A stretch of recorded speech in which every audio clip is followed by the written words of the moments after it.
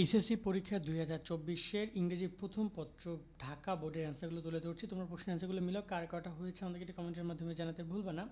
এখানে 1 নম্বরের এর মধ্যে যে অ্যান্সারগুলো রয়েছে এমসিকিউ এ, একের অ্যান্সার বা এর অ্যান্সার হচ্ছে তোমার 2, বি এর অ্যান্সার 4, সি এর অ্যান্সারও হচ্ছে তোমার এখানে 4, ডি এর অ্যান্সার হচ্ছে 1, ই এর অ্যান্সার হচ্ছে তোমার এখানে 2, এফ এর অ্যান্সার হচ্ছে 2, জি এর অ্যান্সার 4, এইচ এর অ্যান্সার 4, আই এর অ্যান্সার হচ্ছে 4, জে এর অ্যান্সার হচ্ছে 3।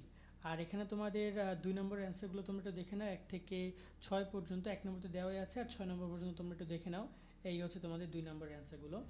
3 নম্বরের অ্যান্সারগুলো হচ্ছে তোমার এখানে 4 নম্বরের অ্যান্সার উইদাউট ক্লুজ যেটা রয়েছে, উইথ ক্লুজ এইটা তোমরা একটু দেখে নাও যে 1 থেকে 10 পর্যন্ত তোমাদের অ্যান্সারগুলো রয়েছে এইখানে। ওকে, আর তোমাদের এখানে 5 নম্বর অ্যান্সারগুলো হচ্ছে এটা 1 থেকে 10 পর্যন্ত এখানে অ্যান্সারগুলো রয়েছে, অ্যান্সারগুলো এটা তোমরা দেখে নিও।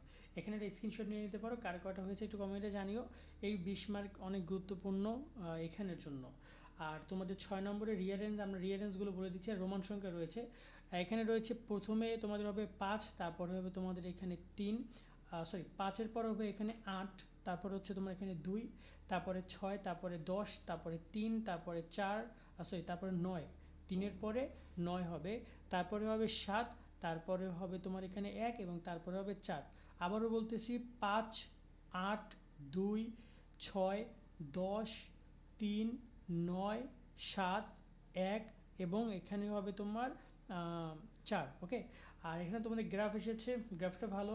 এবার টুকটাক তোমাদের এইচএসসি স্টোরিটা আশা করি কমন পড়েছে, এটা তো মেবি তোমাদের হচ্ছে গিয়ে যে অ্যাক্টিভিটি স্টোরি দিয়েছে, হ্যাঁ ওকে। আর হচ্ছে যে মোটামুটি ভালোই এসেছে প্রশ্ন। তোমরা কেমন কি অ্যান্সার করেছো একটু কমেন্টের মাধ্যমে জানাবা। ওকে।